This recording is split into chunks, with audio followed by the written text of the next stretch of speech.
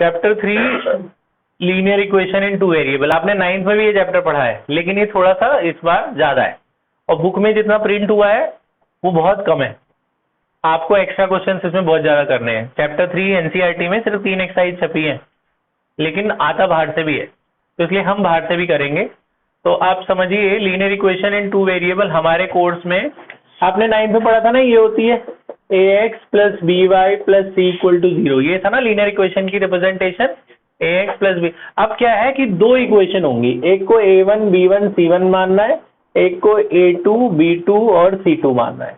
अब आपको 2 equation given होंगी, ठीक है, फर्स्ट इक्वेशन और सेकेंड इक्वेशन। तो ये क्या रिप्रेजेंट करती है? ये एक लाइन को रिप्रेजेंट करती है। ये भी एक लाइन है, ये भी एक लाइन है, ठीक है। इसके 3 कंडीशंस हैं, मतलब समझ लो 3 फॉर्मूले हैं। सबसे पहला फॉर्मूला मैंने आपको बताया, ये एक लाइन है और ये भी एक लाइन है। सबसे पहला फॉर्मूला उसे कहते हैं यूनिक सॉल्यूशन।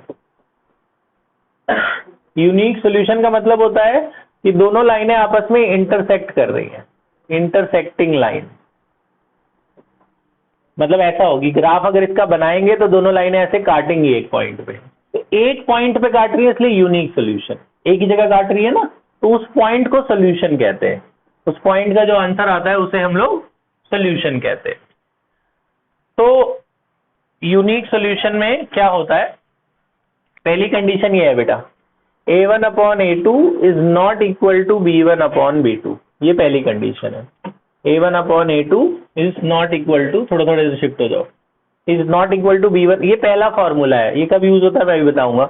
दूसरा होता है बेटा, अच्छा इसका मैं एक एक एग्जांपल सबका साथ साथ दे देता हूं। फॉर एग्जांपल यहाँ ब्रैकेट में लिख लेना आप बाद में। फॉर एग्जांपल मान लो ये एक लाइन है, 2x plus 3y equal to 5, 3x plus 2y is equal to 7। आपको ना 2 इक्वेशन दी होंगी, आपको बिना ग्राफ बनाए पता चल जाना चाहिए कि लाइन काट रही है कि नहीं काट रही। आप इनको ना कोफिशिएंट्स ये देख लेना, ये फॉर्मूला लगा के क्या देखोगे, पहले 2 कोफिशिएंट डिवाइड करो। a1 बाई a2 का मतलब ये जो x के साथ लगा है अपॉन में यहाँ जो x के साथ लगा, x मत लेना। 2/3 है और इधर कोफिशिएंट्स कितने हैं? 3/2। ये आपस में इक्वल है? नहीं है ना, ये अलग है, ये अलग है। ये 2/3 और ये क्या है? 3/2। अगर ऐसा है कि पहले दोनों रेशियो इक्वल नहीं है, इसका मतलब ग्राफ ऐसा ही बनेगा इनका, दोनों लाइनें आपस में काटेंगी जरूर। तो ये आप देख रही, ये देख लेना कि भाई ये रेशियो इक्वल आ रही है कि नहीं आ रही। नहीं आ रही है तो यही ग्राफ होगा। इसका मतलब है इसमें एक आंसर आएगा x और y का, इसे यूनिक सॉल्यूशन आएगा। बात समझ में? फिर दूसरा है नो सॉल्यूशन, मतलब दोनों लाइनें काटेंगी नहीं, जैसे इसमें काट रही है। नो सॉल्यूशन में काटेंगी नहीं, वो पैरेलल जाएंगी।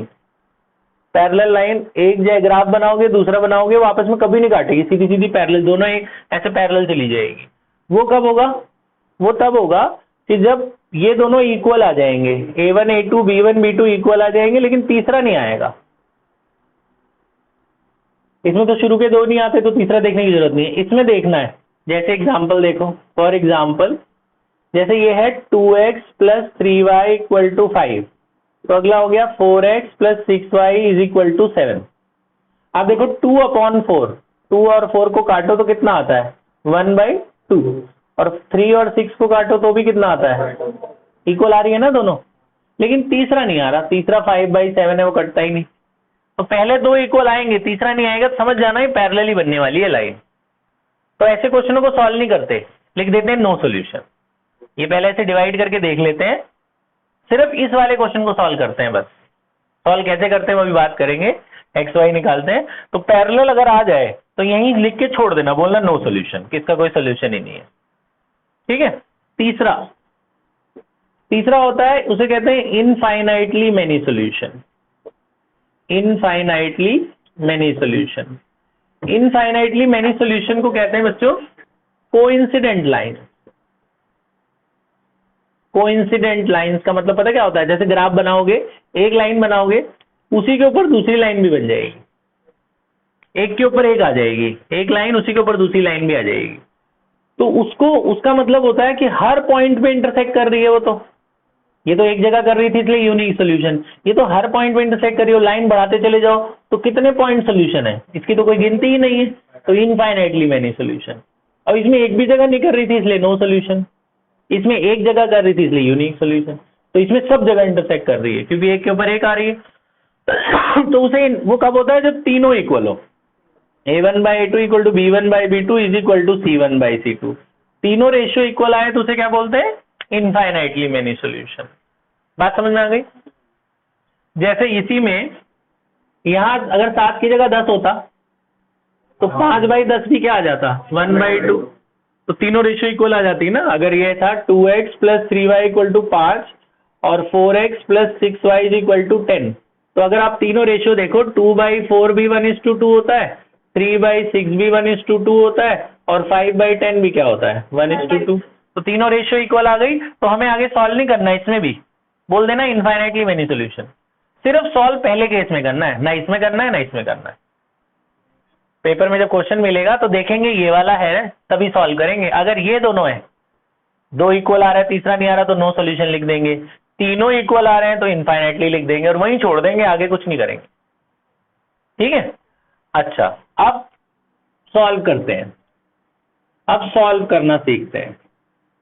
सॉल्यूशन, तो सॉल्यूशन ऑफ लीनियर इक्वेशन, हमारे वैसे तो 4 मेथड होते हैं लेकिन हमारे कोर्स में 3 मेथड है।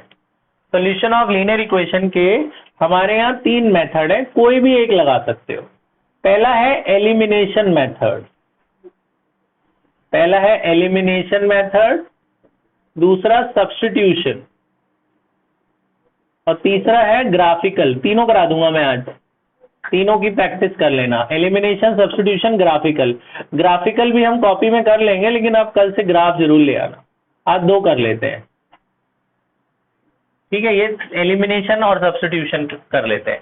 अच्छा, तो पहला मेथड, ये 3 मेथड है तो हम पहला मेथड करने जा रहे हैं, एलिमिनेशन मेथड।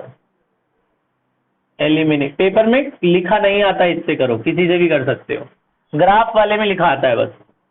अभी जो यूनिट टेस्ट वगैरह ये सब छोटे छोटे पेपर होते हैं उनमें लिख देंगे कि इससे करो, इन तीनों में से किसी एक से करो, अदरवाइज एग्जाम में आप किसी से भी कर देना। सबसे अच्छा मेथड पहला वाला है, एलिमिनेशन। देखो मैं एक क्वेश्चन करके दिखाता हूँ। इससे आपको 2 इक्वेशन देंगे, जैसे 2x + 3y = 5, 3x - 2y = 1। ये 2 इक्वेशन देंगे, बोलेंगे सबसे पहले बोलेंगे सॉल्व करो। सॉल्व का मतलब होता है x और y निकालो। सॉल्व का मतलब x और y की वैल्यू निकालो, जहां पे ये इंटरसेक्ट कर रहे हैं ना वो पॉइंट निकालना है। तो आप पहले देख लेना ये वाला है, ये वाला है कि ये वाला है। पहला वाला होगा तो ही करेंगे, वरना ये दोनों होंगे तो करेंगे ही नहीं। जरा ऐसे ही देख लो, ये क्या आ रहा है 2/3 और ये क्या आ रहा है 3/-2। इक्वल तो नहीं आ रहे ना पहले दोनों, तो फिर पहला वाला है तो ही सॉल्व करेंगे। तो हम आगे करेंगे अब, ठीक है। तो पेपर में ज्यादातर यही वाला देते हैं, पहला वाला। तो अब हम इसको सॉल्व करते हैं। आंसर यहां लिखना multiplying by coefficients of x, मतलब यहां जो x के साथ नंबर है, नीचे x के साथ क्या नंबर है, उसको इससे मल्टीप्लाई कर देना है।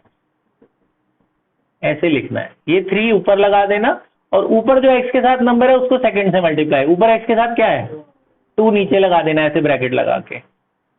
पहले ये दोनों इक्वेशन लिख लेनी है ऊपर नीचे, ये वाला नंबर यहाँ, वो वाला नंबर यहाँ, नीचे वाला x का नंबर ऊपर, ऊपर वाला x का नंबर नीचे, ठीक है। अब मल्टीप्लाई करेंगे, ये पहली है ये दूसरी ही है, मल्टीप्लाई करो। 3 जो होगा ये वो सबसे मल्टीप्लाई होगा तीनों से। 3 2 = 6, 3 3 = 9, 3 5 = 15 और 2 भी सबसे होगा। करो 2 3 = 6, 2 2 = 4, 2 1 = 2। ये बात समझ में? अब सब्ट्रैक्ट कर दो। अच्छा, ये करा क्यों था? ये इसलिए करा था ताकि ये सेम सेम बन जाए। देखो सेम सेम नहीं बन गया, ये 6 बन गए, ठीक है। हमें ये सेम सेम बनाना होता है। सेम सेम क्यों बनाना है? ताकि सब्ट्रैक्ट करने पर ये कट जाए, x वाला कट जाए, चाहे x काटो चाहे y, एक कटना चाहिए। तो देखो जब हमने सब्ट्रैक्ट किया तो 6x - 6x क्या हो गया 0, x कट गया। इनको सब्ट्रैक्ट करो, ये ऊपर और नीचे का साइन देखते हैं, ऊपर और नीचे का देखने, बीच का नहीं देखते। ये प्लस है और ये भी प्लस है, तो प्लस प्लस क्या होता है प्लस। तो 9 + 4 क्या हो जाएगा 13y और 15 - 2 भी क्या होगा 13। 13 से 13 कट गया तो y की वैल्यू कितनी आ गई, y आ गई। अब y को दोनों में से कहीं भी डाल दो x भी आ जाएगा। तो y को इक्वेशन 1 में डाल दो, इक्वेशन 1 में y को हम डाल रहे हैं। तो 2x प्लस 3 और y की जगह क्या डाल रहे हैं 1 इज इक्वल टू 5। तो 2x प्लस 3 इक्वल टू 5, 3 उधर चला जाएगा तो ये 5 माइनस 3 हो जाएगा। 5 माइनस 3 क्या होता है 2, 2 से 2 भी कट गया, x की वैल्यू कितनी आ गई 1। तो आंसर आ गया। आंसर जरूर लिख देना कि x 1 आ रहा है y भी 1 आ रहा है। ये वही वाला पॉइंट है जहां दोनों इंटरसेक्ट कर रहे हैं। ठीक है, बिना ग्राफ बनाए। कैसे करना है, यहाँ वाला नंबर वहां मल्टीप्लाई, वहां वाला नंबर यहाँ मल्टीप्लाई, फिर 3 से सारे मल्टीप्लाई, 2 से सारे मल्टीप्लाई लिख देना इधर, फिर दोनों को सब्ट्रैक्ट कर देना। सब्ट्रैक्ट करने से x कट गया, क्या निकल गया y, है ना। फिर y उठा के दोनों में से कहीं भी डाल दोगे x मिल जाएगा। तो x और y निकालना है, यही हमारा आंसर। हाँ हाँ बिल्कुल, ग्राफ वाले में लिखा होगा ग्राफ से करो, और बाकियों में नहीं लिखा होता कि इससे भी करो। तो आप सबसे आसान मेथड एलिमिनेशन है, इससे करना। आपको बाकी जो इजी लगे वो इजी। ठीक है, तो आप एक बार ये सारा लिख लो, फिर मैं आपको कुछ और बातें भी बताता हूँ। पॉज कर लो।